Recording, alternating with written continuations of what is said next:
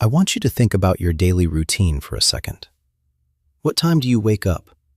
When do you feed your cat? Do you find yourself getting up from your desk to let them in or out at weirdly consistent times? Do you move over in bed without thinking about it? Do you talk back when they meow at you? Now here's the question I want you to sit with. Who decided all of that? Because I'm going to make the case today that a significant portion of your daily behavior, your schedule, your habits, your reflexes, has been quietly, methodically, and very effectively shaped by your cat. Not through any grand conspiracy, not because your cat is sitting somewhere plotting against you, but through something much more interesting. The same behavioral mechanics that underpin all learning, deployed by an animal that turns out to be exceptionally good at reading and influencing the people around them.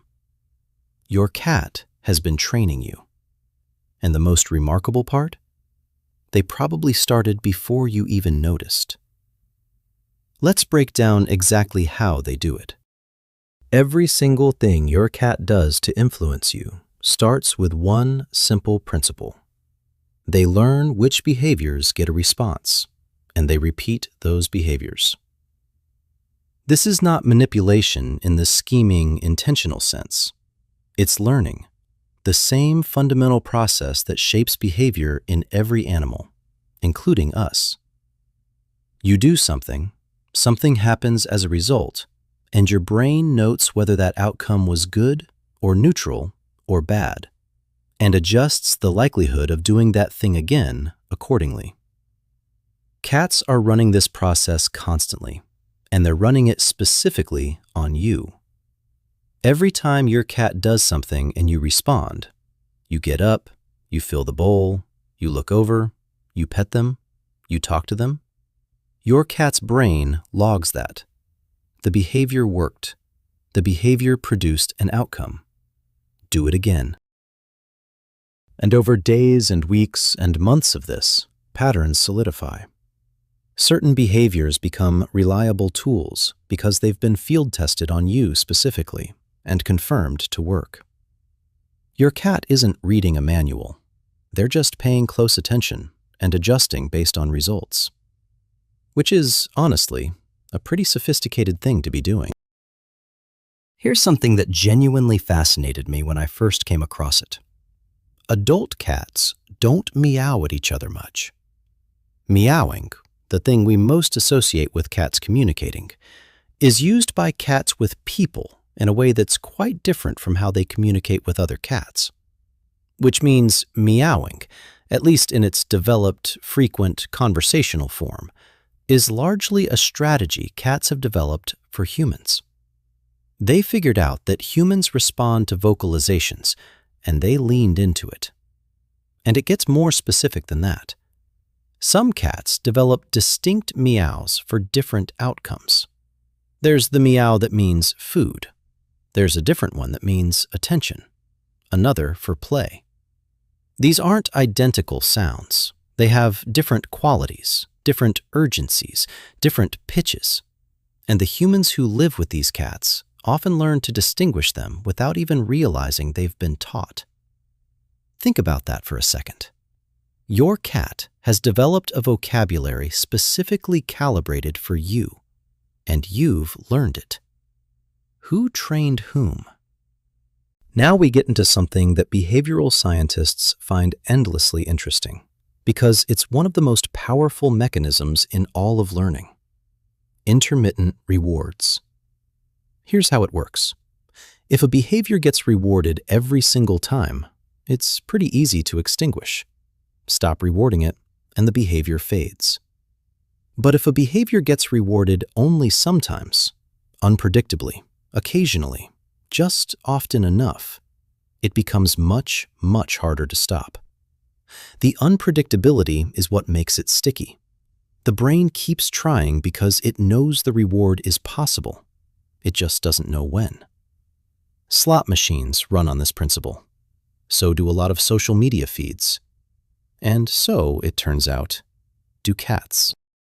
When your cat does something, meows, paws at you, sits on your laptop, and you sometimes respond and sometimes don't, you haven't successfully ignored them. You've accidentally made their behavior more persistent.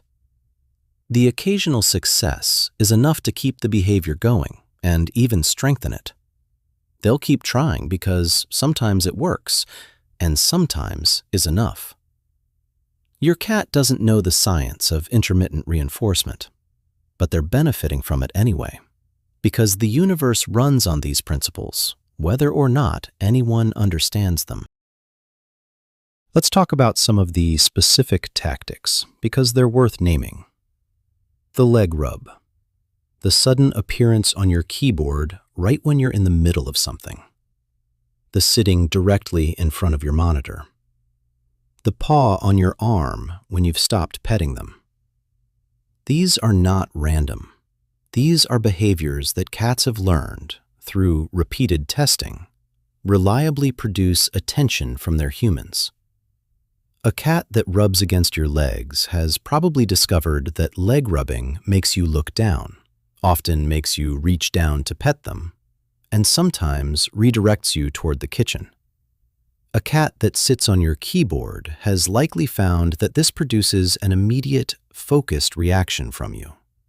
You look at them, you talk to them, you move them, and any of those responses counts as successful attention-getting. The behavior works, so the behavior continues. And over time, it becomes a tool, something the cat deploys specifically when they want a particular outcome. You thought you were living with a pet. You are actually living with a very small, very patient behavioral scientist who has been running experiments on you since the day they arrived. This next part is where it gets almost eerie, because it speaks to just how closely cats observe the humans they live with. Cats notice human routines. Wake-up time, kitchen time, the sound of your alarm, the moment you close your laptop, the sequence of things you do before bed. Cats track all of it. And then they use it. They position themselves strategically at key moments, showing up in the kitchen before meals, appearing at the bedroom door at a consistent time in the morning, materializing beside you right as you're winding down for the evening. They're not appearing randomly. They're appearing at the moments when they've learned you're most likely to respond to them. The cat who starts meowing at 6:45 a.m.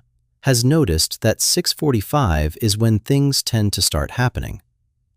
The cat who shows up in the kitchen right before dinner hasn't psychically guessed when dinner is. They've observed and memorized the behavioral cues that precede it. They're working from data, your data, collected over months of careful observation. Here's the part that pulls it all together, and I want you to really think about this one. Human caretakers often end up changing their own habits. Feeding times, petting frequency, door opening routines, sleep schedules, to align with what their cat has nudged them toward. Your cat has a preferred feeding time. Do you feed them at that time?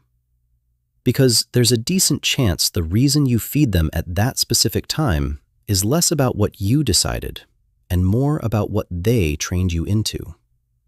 The morning meowing started, you fed them to make it stop. The meowing got your attention at the same time the next day, you fed them again. And now, you both operate on a schedule that your cat effectively set. The same goes for petting, for play, for which side of the couch you sit on, for whether you close the bedroom door at night. These small daily habits that feel like choices you made are often the accumulated result of a long, gentle negotiation in which your cat had a great deal of influence. Now, I want to be careful here not to make this sound adversarial, because it isn't. And this is maybe the most important point of the whole video. The relationship between a cat and their human isn't about domination. It's not your cat winning and you losing. It's a feedback loop. both directions constantly running. You influence your cat too, through your routines, your responses, your energy, what you reward with attention and what you don't. The slow blink you give your cat when they're being calm, that reinforces the calm. The way you respond to their different meows, that shapes which ones they use. You are training your cat at the same time your cat is training you, and neither of you sat down and planned any of it. What's emerged between you is a relationship built on mutual observation, mutual adjustment, and mutual influence. A genuine behavioral dialogue between two very different species who have, over time, learned to read each other remarkably well. So the next time your cat meows at you and you automatically get up to check the bowl, pause for just a second. Appreciate what's actually happening. You're the product of months of careful behavioral observation by an animal that has been paying closer attention to you than you ever realized. They noticed your routines. They tested what worked. They refined their approach. They built a communication system tailored specifically to you. Is that training? Yes. Is it also, in its own way, a form of devotion? I think it might be both.